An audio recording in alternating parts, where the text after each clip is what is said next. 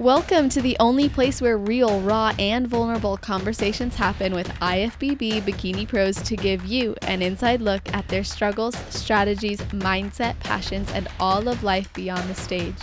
This podcast is made to inspire, motivate, and remind competitors and the average gym goer that even the most extreme lifestyles and elite athletes have their ups and downs. Thank you so much for tuning in today. I'm your host, Celeste Rains-Turk, and now it's time for the Confessions of a Bikini Pro podcast.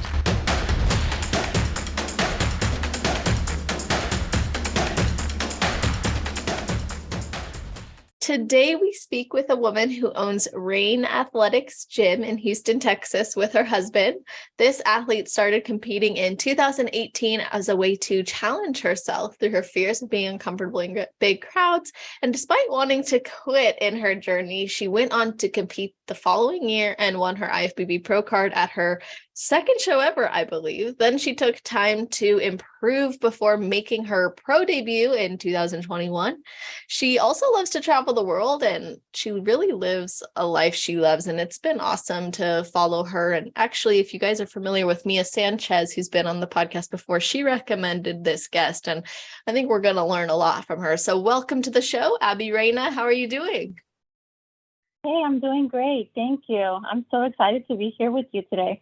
Yeah, I'm so happy to have you here. And I'm just really excited because your vision is far grander than the stage or competing and owning a gym. And I'm just really excited to get into all that with you. But before we do, I got to ask if there's something you do or think about right before your heel hits the stage. Usually before I hit the stage, I think everybody just gets naturally nervous, but I feel like at the end of the day, you just have to remind yourself why you're doing it. And I think if you just kind of prep yourself to do it for your own personal growth, not necessarily for vanity or wanting to feel accepted by people, that's how you end up enjoying it and like really enjoying the experience. Totally. I agree. It has to really mean something to you beyond the surface level. And I'm Yes. curious, like, did your journey start from a personal growth standpoint, like we talked about, of wanting to overcome fears, or were there other things driving that? It actually did. I didn't know that bodybuilding existed. I went to a show in 2017 when my husband competed for the first time with his dad. I thought it was really cool just to see the girls on stage with their sparkling suits, and it just kind of opened up my eyes and made me realize that if I wanted to kind of get out of my comfort zone and just challenge myself a little bit, I had to put myself on stage. What a better way to stop being such an introvert than just putting yourself in a two-piece. Seriously, I was actually just on a retreat, a bodybuilding retreat, and one of the women was saying how she never wore a bikini until the first time she stepped on stage, like her whole life, and she's a masters competitor. And I just thought that Wow. is really, that's powerful. It really is. And that's when it becomes such a big thing, because it's not just about your physical appearance, but how your mind changes throughout the process, what makes it so crucial at the end of the day, you know? Absolutely. That's why my whole trademark message and mission is build more than just a body, because that's what we're doing when we commit to this. And at least when we allow ourselves to go to those depths of how it serves us beyond the physique or the aesthetic or anything, again, surface level, it's really amazing. And speaking to your journey specifically, you saw your husband competing with his dad, you saw the girls in the sparkly bikinis, you're like, what better way to do this? And I'm curious, like, how you went about going through a prep for your first show, and what that was like for you to actually face those fears and tendencies to be introverted. For sure. I think the biggest challenge was to just put yourself through a restricted diet that you've never done before. It can be very difficult when you're just eating minimal things that you weren't used to eating, or how you just have to restrict your life overall too, because you can't really go out with friends anymore or do the things that you used to. But it can kind of mess you up mentally too, because you start to isolate yourself, you know. Mm-hmm. But I think that after that experience, I just kind of proved myself that if I could get through that, I could get through anything. Absolutely. That's a really powerful statement, actually. Like, that must have been a major accomplishment for you to actually step on stage. So, when you did, what was going through your head and what was that first experience like for you?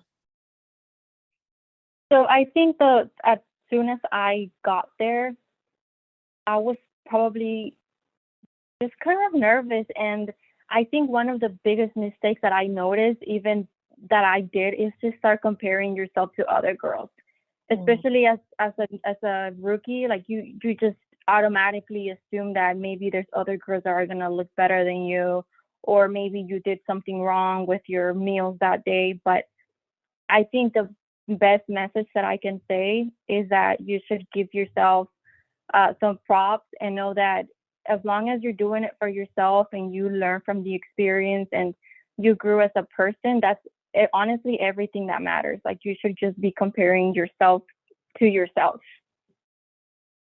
I agree. And I think it's that first experience can be a bit challenging and painful because you do maybe find yourself comparing or looking around a lot backstage. But are there other Yes, things you might encourage or hope beginners would understand before competing? I would say to understand, like, for show day or overall.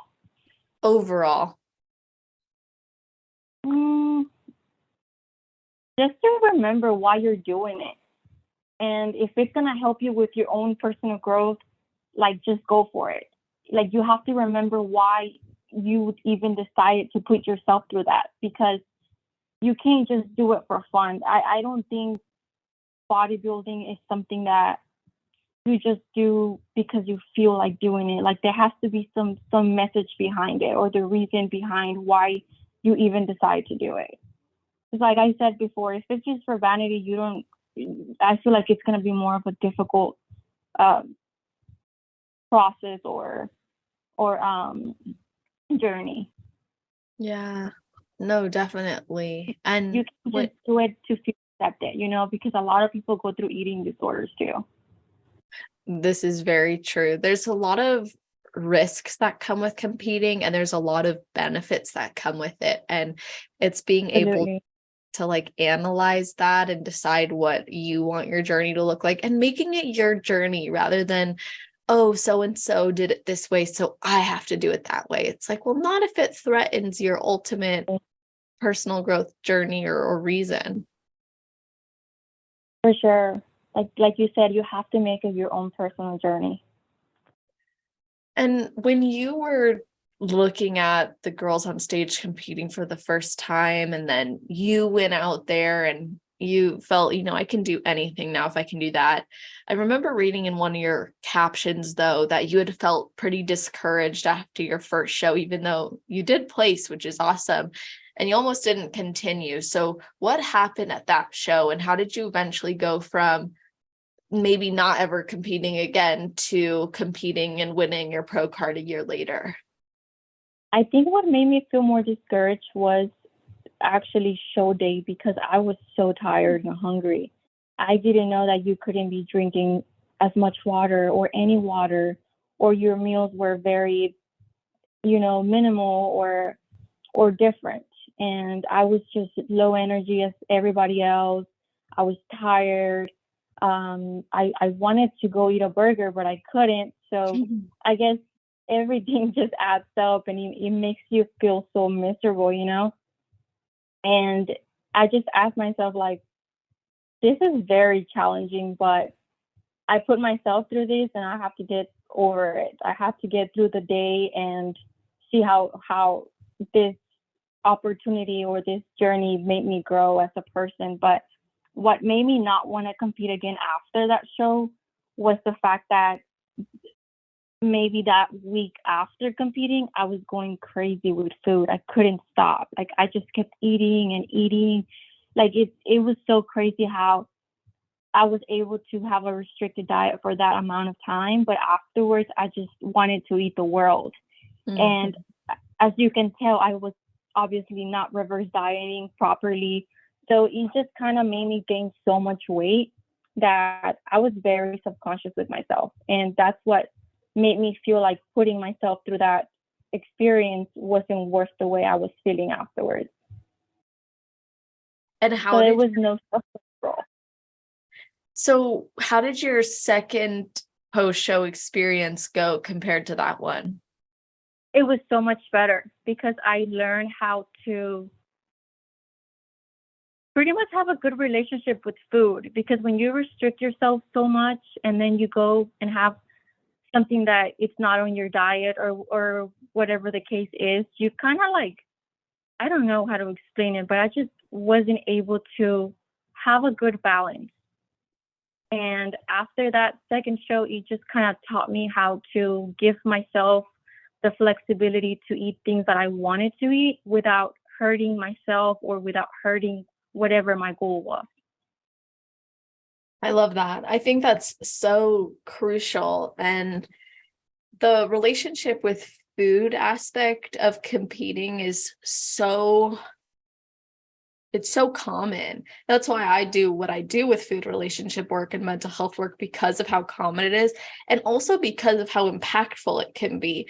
When you establish a healthier relationship with food as well as your body, you can better sustain your efforts from prep to improvement season and through other areas of your life as well. So it's very freeing. And you mentioned specifically that you gained more balance and flexibility with yourself. So how did your first prep compare to your prep for your pro debut that you made 2 years later? It was better because I was already pretty much following a plan that was helping me with my goals.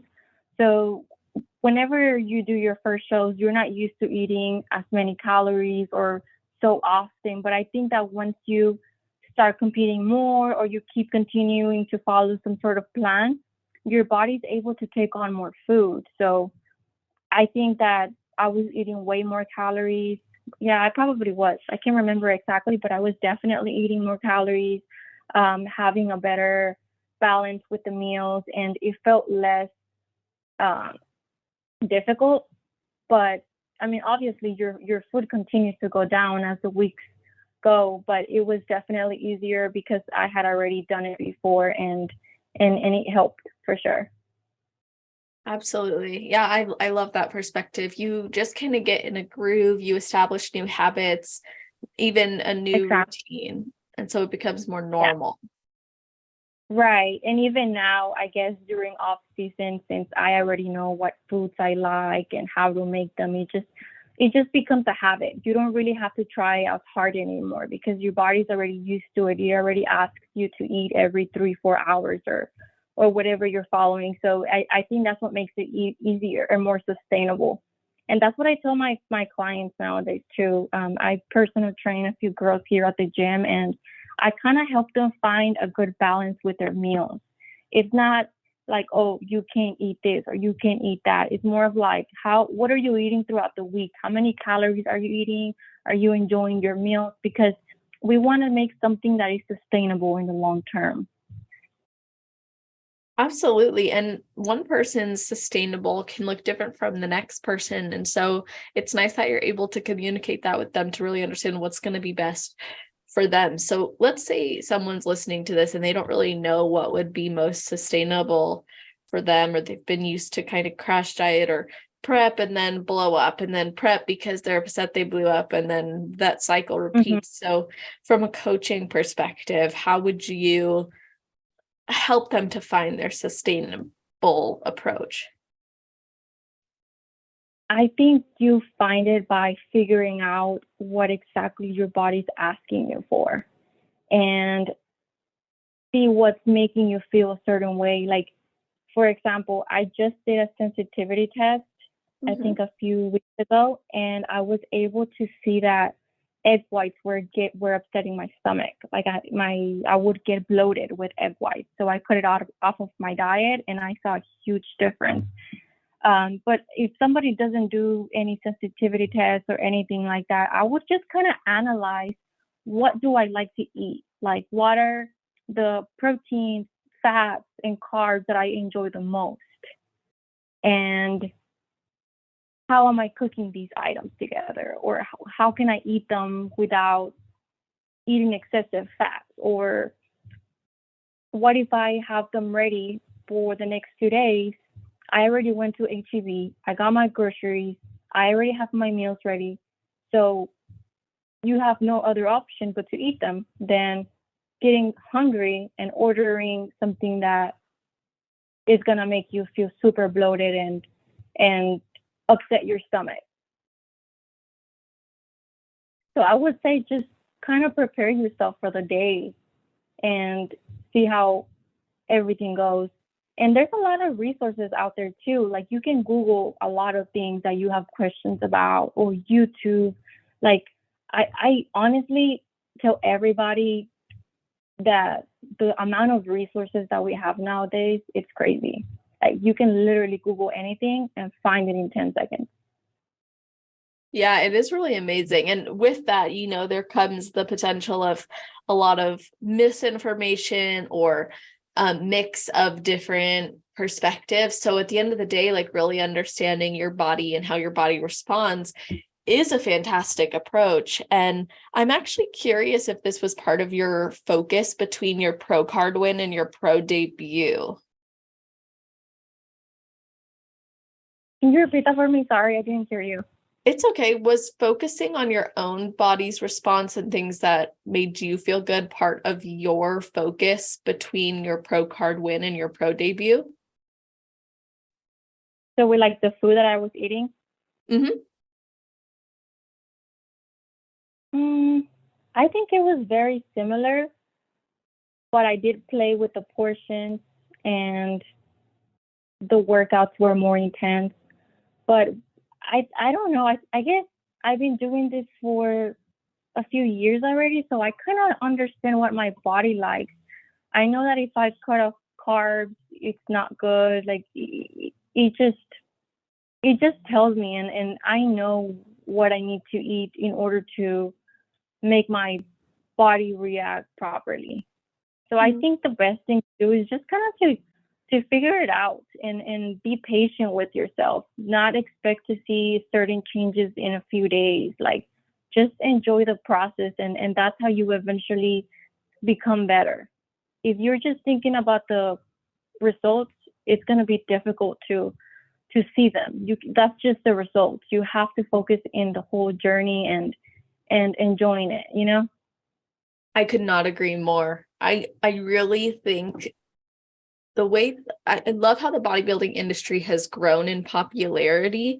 I think the only downside of that is because it can be associated with a lot of what I think society wants now, things like Instagram fame, TikTok fame, clout, that kind of stuff, even money, like all those things that you might even associate with vanity, which you referred to earlier as not being the driving force. It's like bodybuilding has gained such a wonderful platform, but we still have to remember that it's not just eating and training. It's so much more. And you keep using the word enjoy, and I appreciate that you're using this word to describe food and training and the process itself, because that is ultimately what we're going to look back on, whether it's decades from now or years from now or days from now, and be like, this is what made my life. This is what's actually making my life what it is. So it would be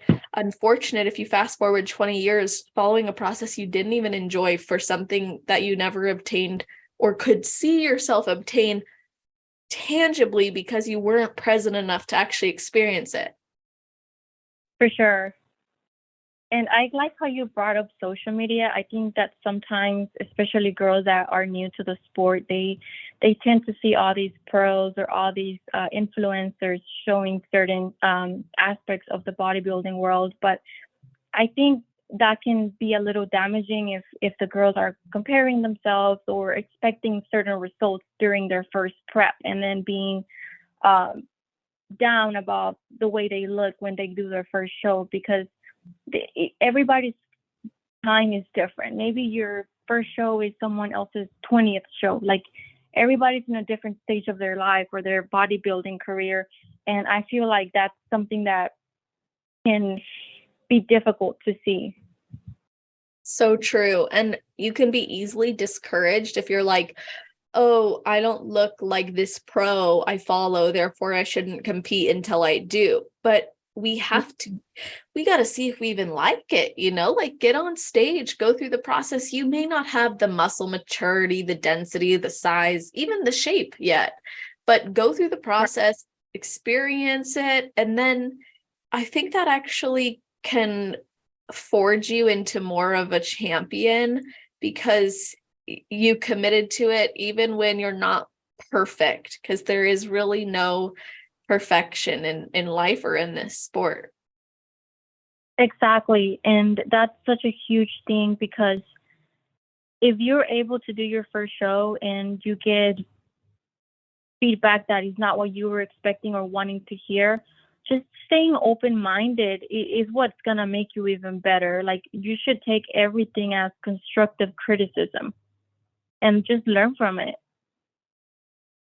How have you personally grown as an athlete and even as a person by applying that methodology of constructive criticism and open-mindedness? I think what helped me the most after doing this past few shows, like we've mentioned before, it's challenging. You are training a lot, you're following a plan, you're posing, you're basically having another job, right? But if you're able to show yourself and prove to yourself that you can get through it, it just makes you feel so much more confident. It makes you feel accomplished. And I think that's the biggest thing that I've gotten out of bodybuilding. It just made me more disciplined. I'm able to get things done even if I don't feel like doing it. I'm making myself do certain things that I didn't before, and it just makes me feel more accomplished with my days. When I wake up in the morning, if I don't feel like doing cardio, I still go and do it. And if I want to watch a Netflix show, like lately what I've been doing is, if I want to watch TV or anything online, I just do it, or I only watch it when I'm doing cardio. So if I get hooked in a show and I want to watch the next episode, I get on a treadmill. If not, I'm not watching it. I did the same thing. It is so helpful to like stack habits that way. It just motivating. makes it so much easier. You don't even think about it anymore. It's just, oh, okay, I want to watch this. Okay, let's go to the treadmill. Cool.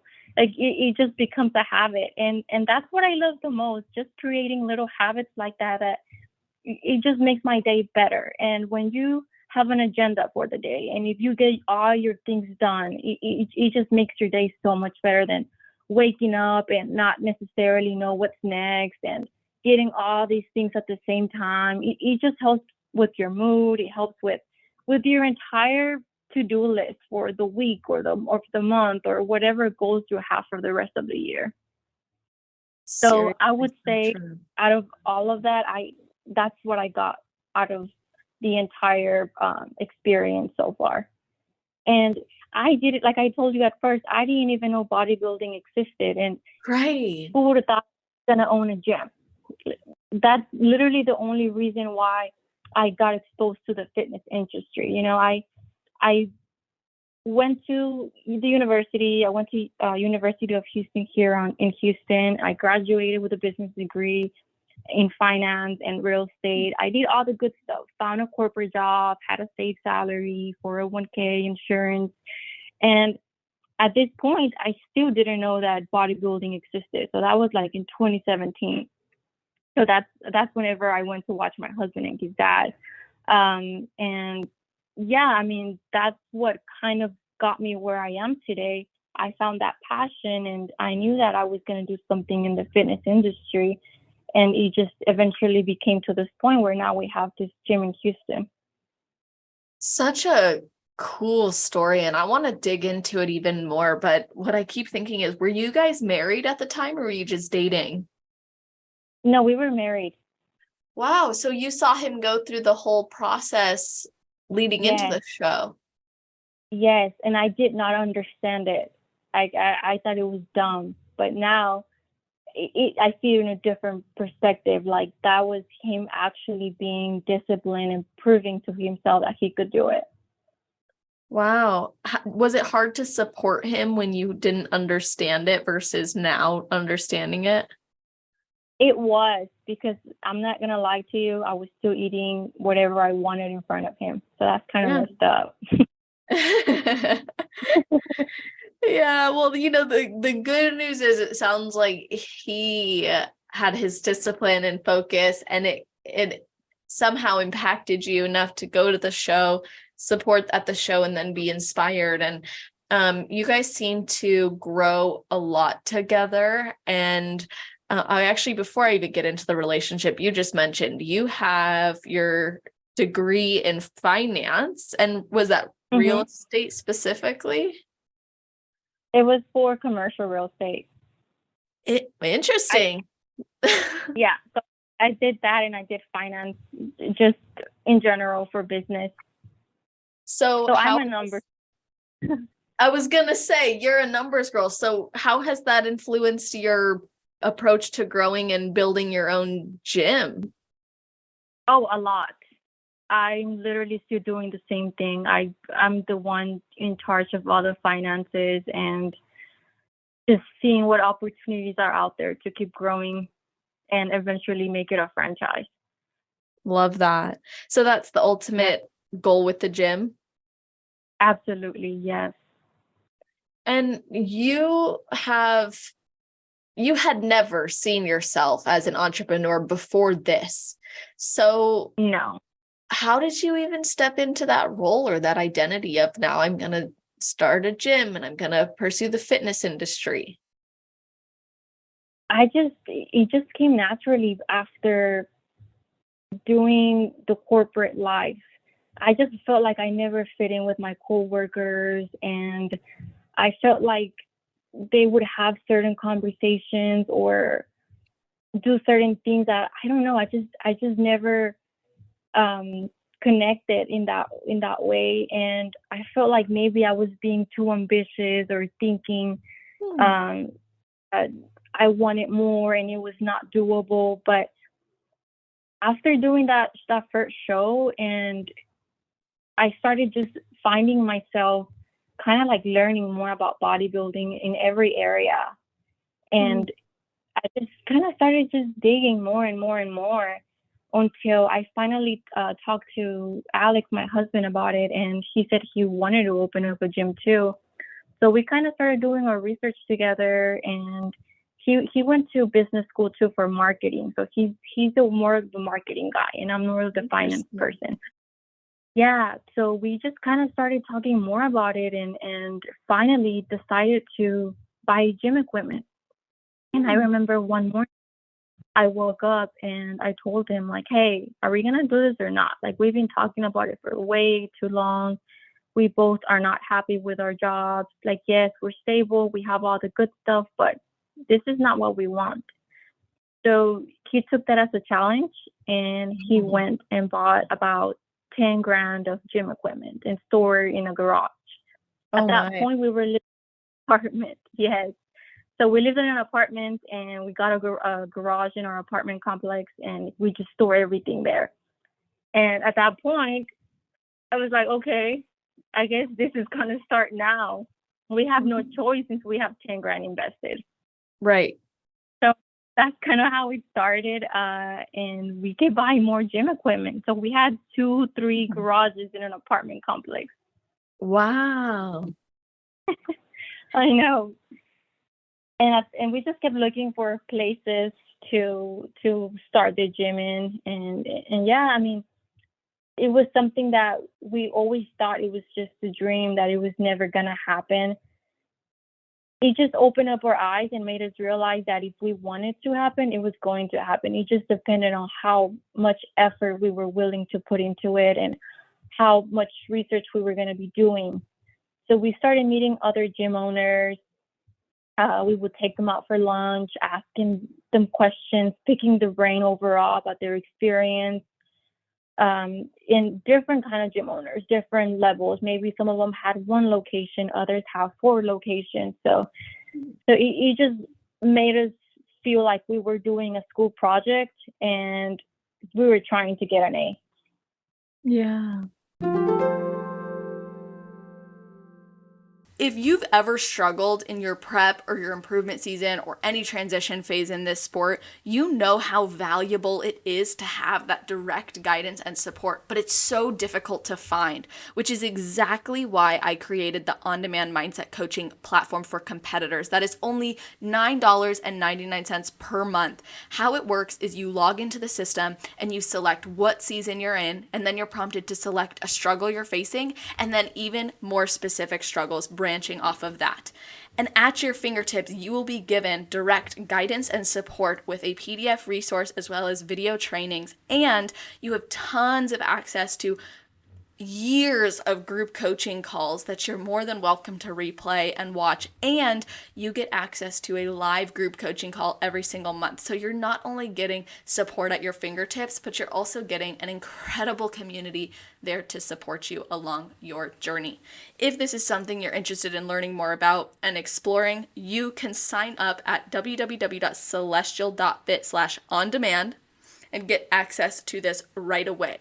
There are no other join fees or cancel fees, so you can come and go as you please, and you are always welcome to be in the Build More Than Just a Body community. So you were really studying what other people were doing, and you also were studying the market. Was there anything you guys heard or were told that maybe scared you or made you step back a little? Absolutely. A few gym owners told us not to do it. They thought it wasn't a good idea because of the market or because they personally weren't having a good experience so far. But you see, even though we were hearing those things, we were still all up for it. Like, we were just asking ourselves, like, do we really want to do this, or are we going to let other experiences dictate our lives? What if we're dying tomorrow? Do we want to tell ourselves, oh, I didn't open up a gym because this person told me not to?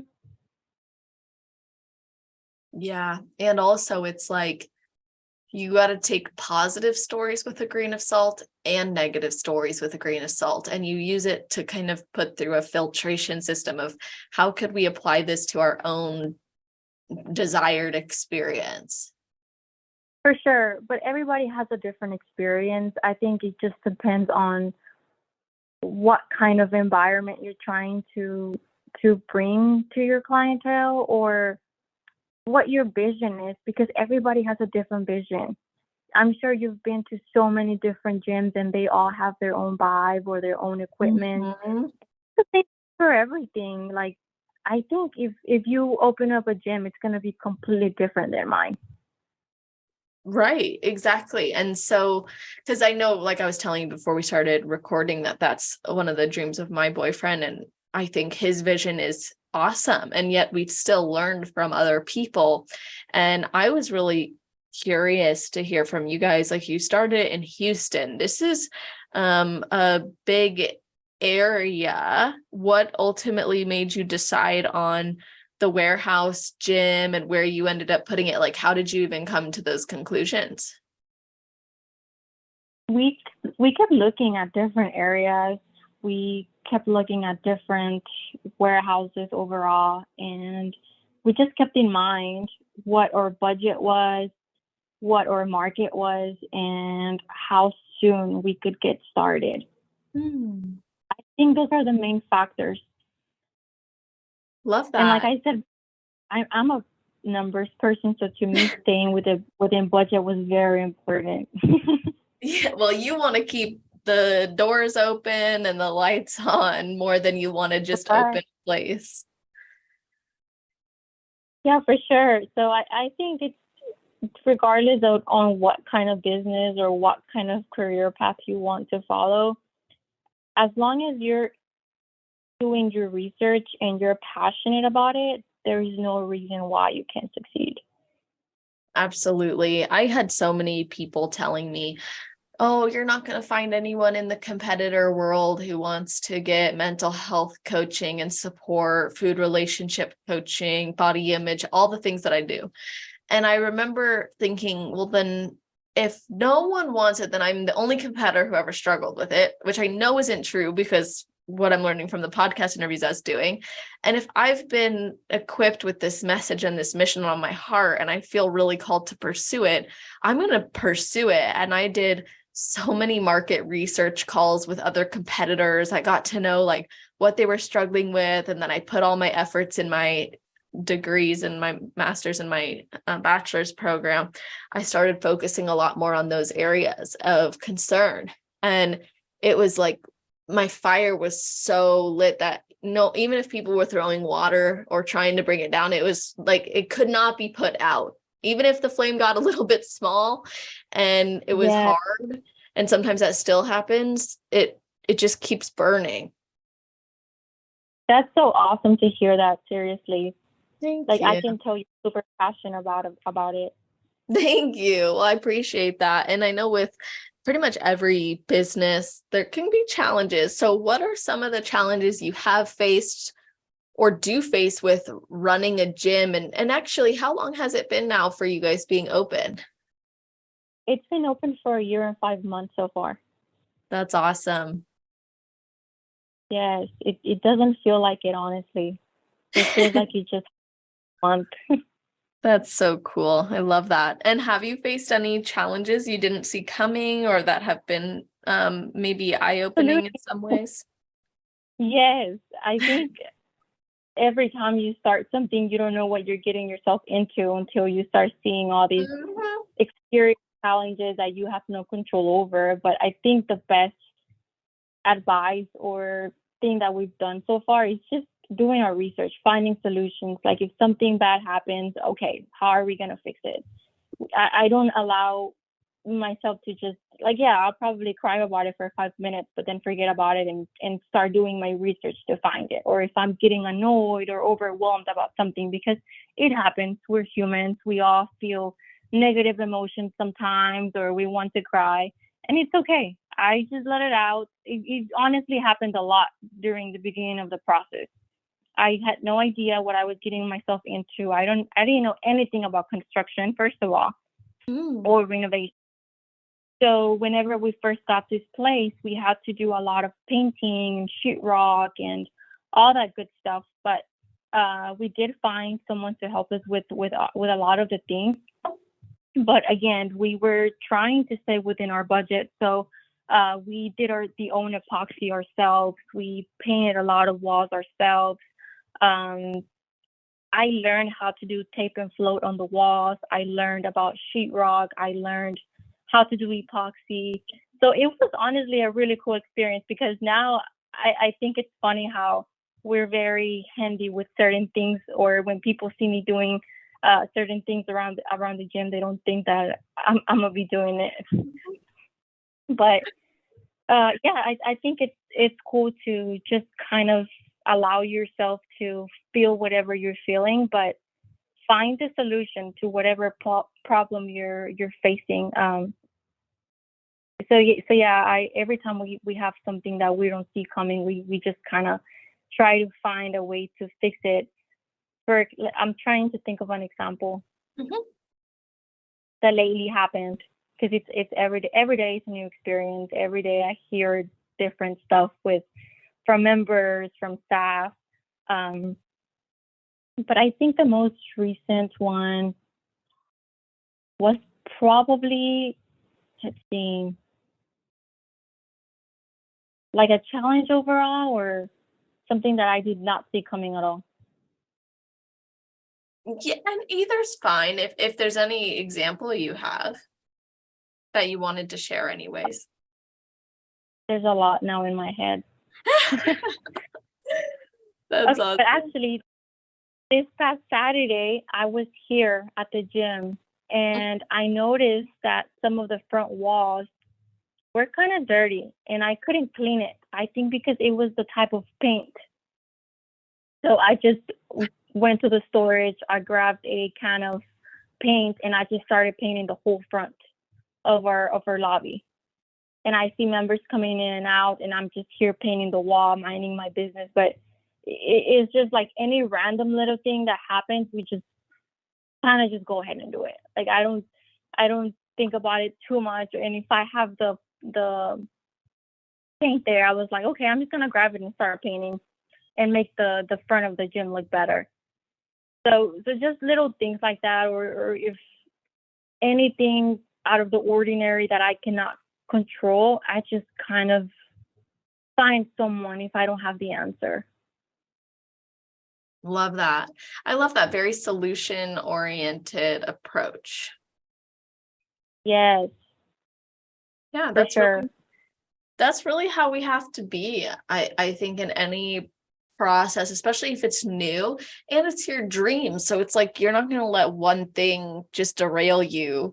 You're going to find a way to figure it out. For sure. And you and your husband are high school sweethearts, right? Yes, we are. Because I went pretty far back on your Instagram and I saw that you guys even won prom queen and king, correct? Yes, we did. That is so cute and so funny. And I mean, you guys have really had to grow a lot together then.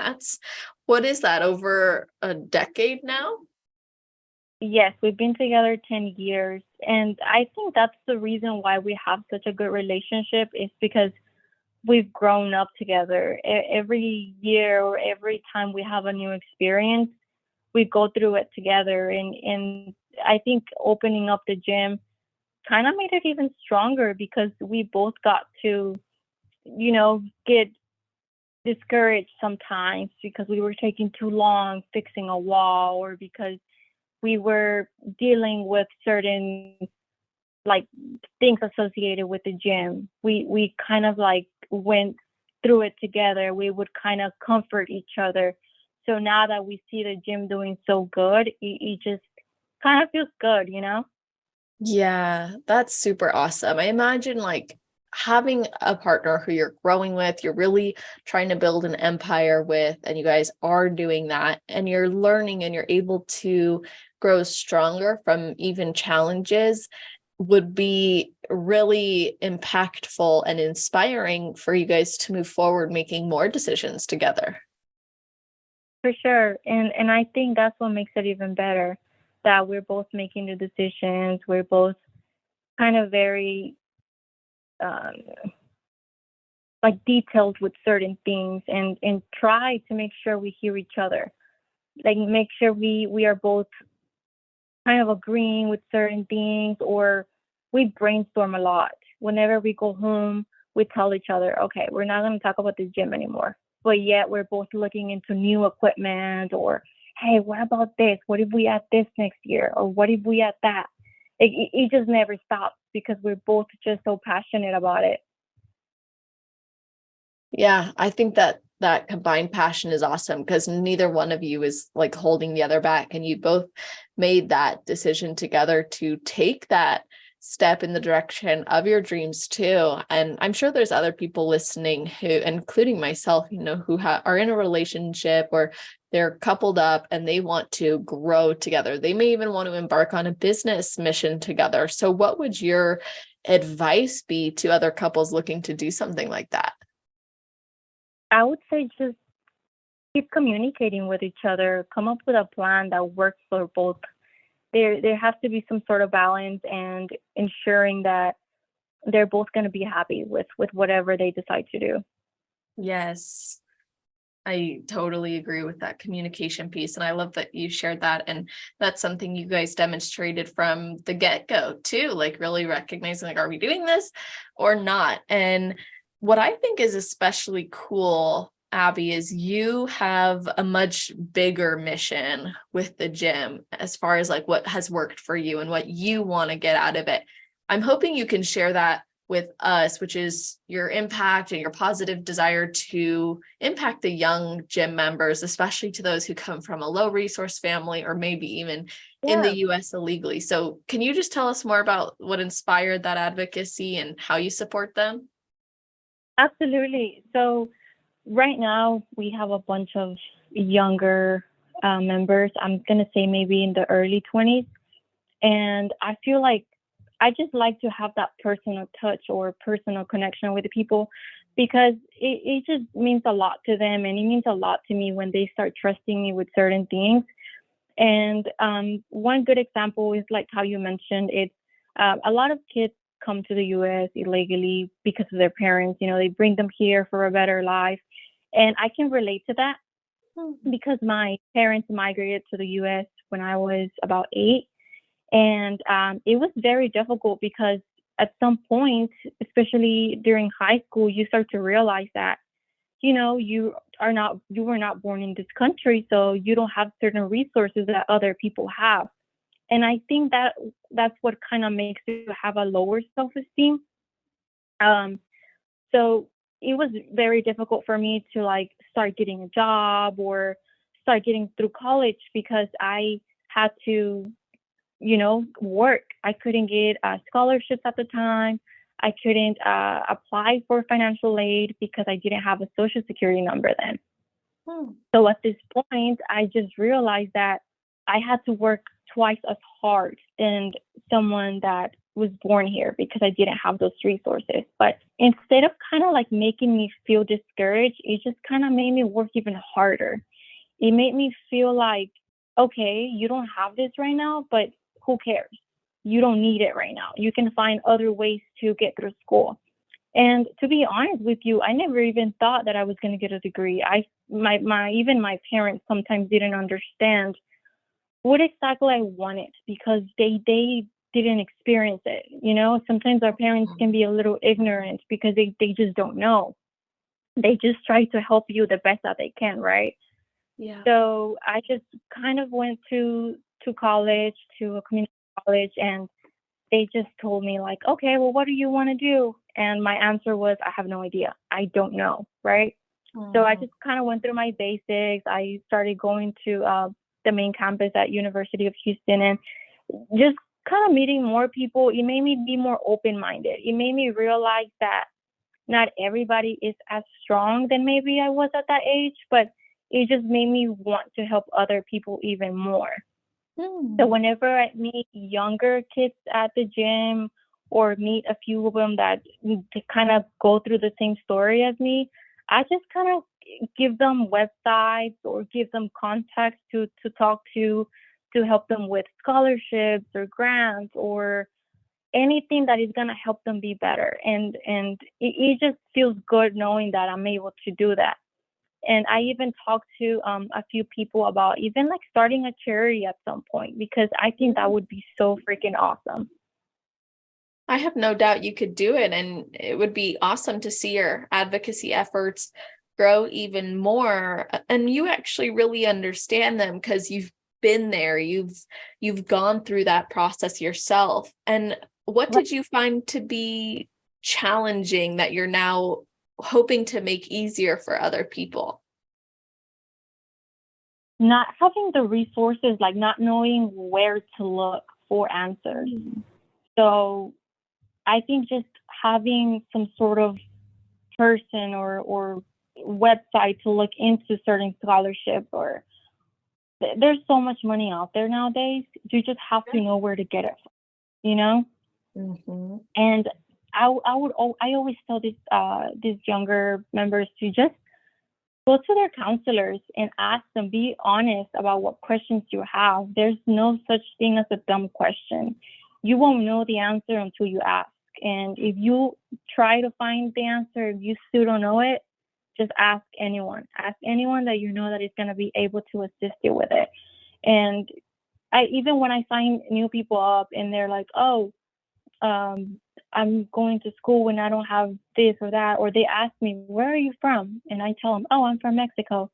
And they tell me, oh, okay. And I'm like, yeah. Or however the conversation goes, and they realize that I came to the U.S. as an immigrant, and I'm like, okay, I was an immigrant too, and what? They just kind of say like, what the heck? So you're telling me that I can do, and I'm like, yes, you can do this too and more. Like it does not mean that is going to define your life. Like, you're the only one that has the power over it. Like, you're the only one that can determine where you want to be in the future. Did you ever have doubts that you wouldn't be able to get where you wanted to be? Yes, for sure. I think everybody will.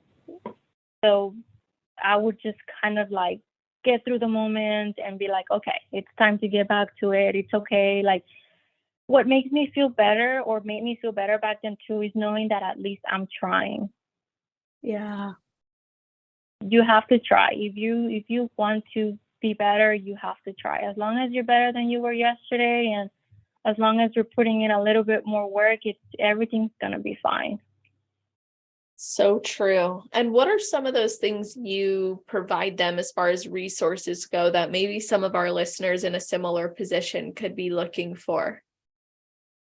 Sure. So there's actually, it just depends on what state you're in, but you can always Google, like, for example, they Google Hispanic scholarships, or there's certain scholarships that you get if you're a certain height, or if you have a certain background. And a lot of the times, your counselors at your universities or community college have access to these things.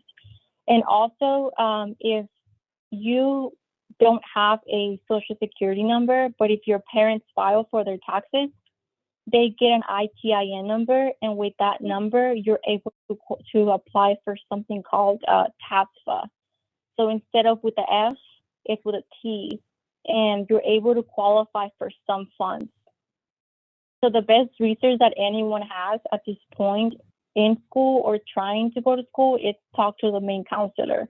And I know it can be challenging sometimes because they're busy, or it takes long for them to get back to you, but you have to be persistent.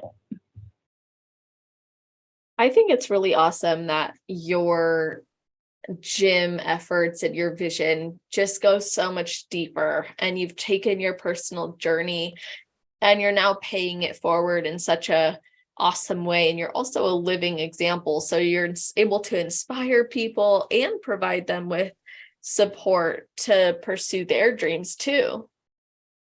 Yes, and that's the whole purpose of it. Like, I love to see people doing better, especially when they have a challenging life. Maybe their parents come from low resources, or they don't have any support system. But it just, the fact that they trust you with their personal life, and they want to do something about it, and you encouraging them to do it, it just feels great. I love that. And you have this gym that's been going for a year and almost a year and a half. What's your main demographic? Is it a lot of young people like that? Yes, there's a lot of young people. I'm gonna say around 20 to 25 years old. Yeah, so it's amazing. And even like seeing girls coming in with like their oversized tees and big sweatpants, and 3 months later you see them wearing their crop tops and bodysuits. It just feels great seeing how much confidence they gain. Like, that's my favorite part. Seeing their confidence grow as a person, and not just physically but mentally, because of the way they carry themselves, and they start taking themselves easy. It just feels so good.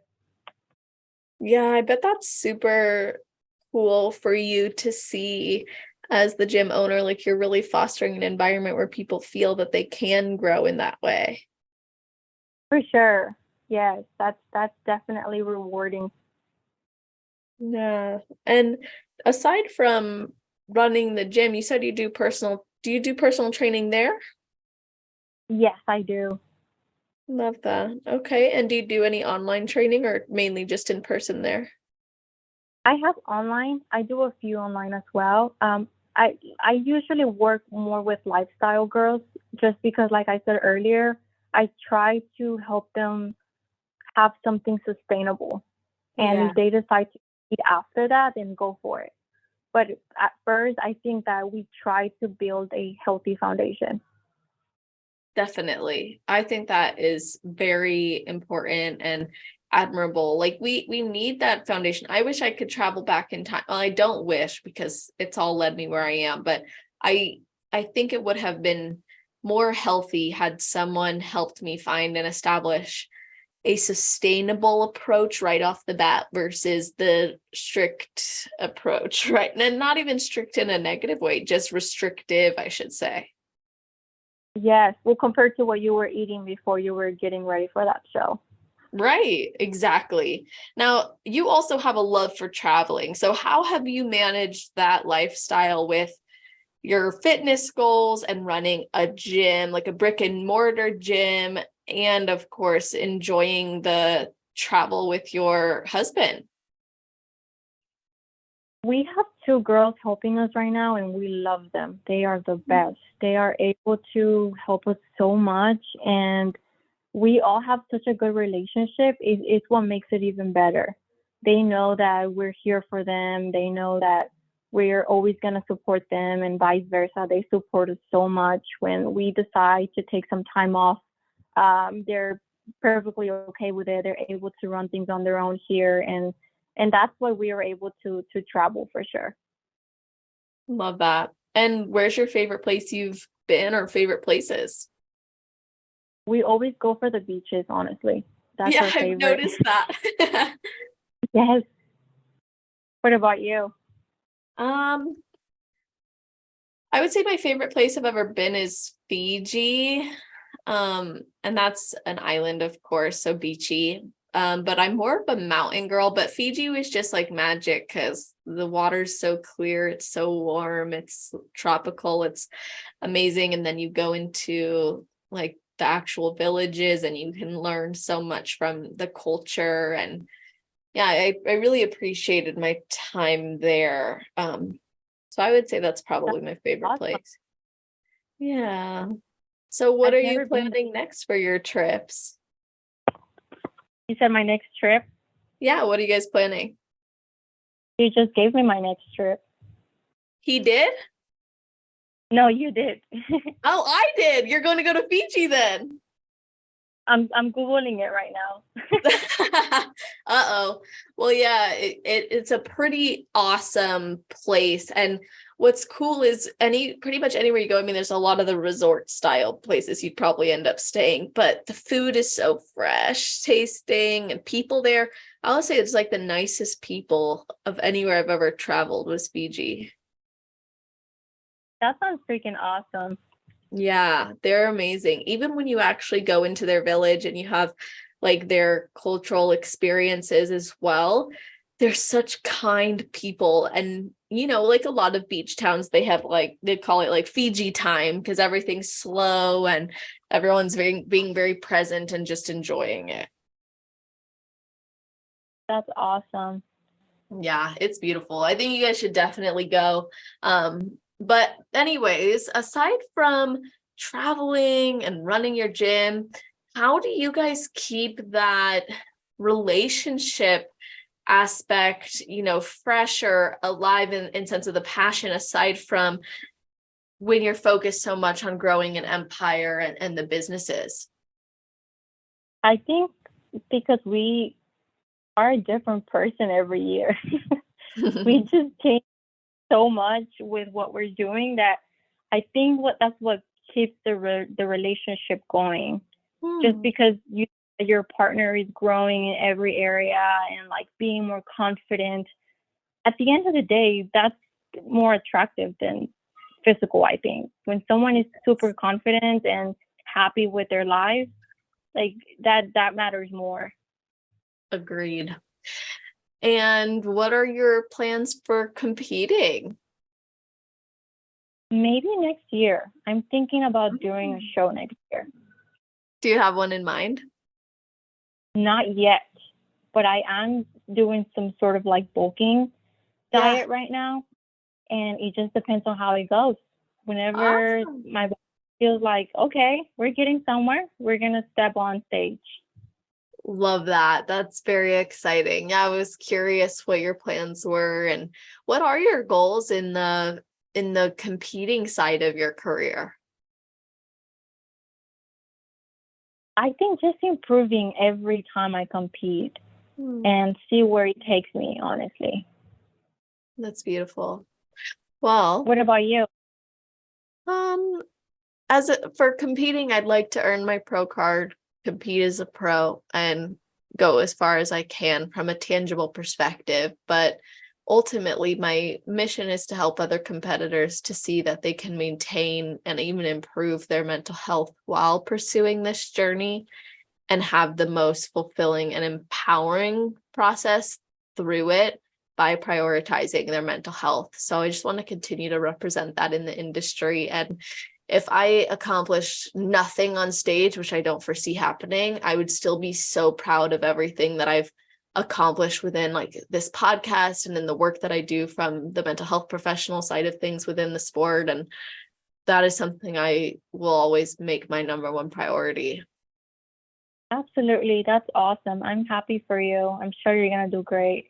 Thank you. I appreciate that. And I always like to wrap up episodes by getting your best advice. So let's hear your best advice for someone who's never competed before but would like to, which you did share some really good advice earlier, but I'll still ask you that. And then your best advice for someone on their road to pro. My best advice would be to have fun with it and enjoy the process. And if you are doing like a national show or a pro show, your first pro show, I would say just be proud of yourself and make sure you enjoy what you're doing and remember why you're there. Not to think about any other competitor or comparing yourself to anyone else. Love it. And how can people find you, connect with you, maybe even come try out your gym? Like, give us the details on how to stay connected and even come and support you. Of course. So the gym is called Reyna Athletics Gym, and it's 5 minutes from North Downtown in Houston. If you Google it, you're going to find it. We have our website. We have Instagram, Facebook, and my personal Instagram is, I don't even remember anymore. I think it's Abby Reyna. It is. It's _ Abby Reyna. There we go. And I will put that in the show notes page. So you guys, that's always on celestial.fit/podcast. If you're listening right away, Abby's episode will be at the top of the page. If you're listening in the future, scroll down to the category section and you'll find it there. Not only will I have all her links for her social media as well as for the gym, but we also do a full episode summary, a bulleted list of the topics we covered and the timestamp. So you guys can always let people know to listen and why they should listen, or you could go back and listen to some of your favorite parts. But Abby, thank you so much for taking the time to do this with me. Of course. Thank you for inviting me. I'm so glad I did this with you. Yeah, me too. And shout out to Mia for connecting us. It was so awesome of her. And I'm serious. If I get the chance to come through Texas, I'm definitely going to make sure I stop at your gym because it looks amazing. It looks awesome, honestly. And the equipment you guys have is so cool. So I hope that some of you guys listening end up checking it out too. And with all that being said, hope you all have an amazing rest of your day, night, or morning, wherever you are in the world while you're listening to this episode. Just make it awesome.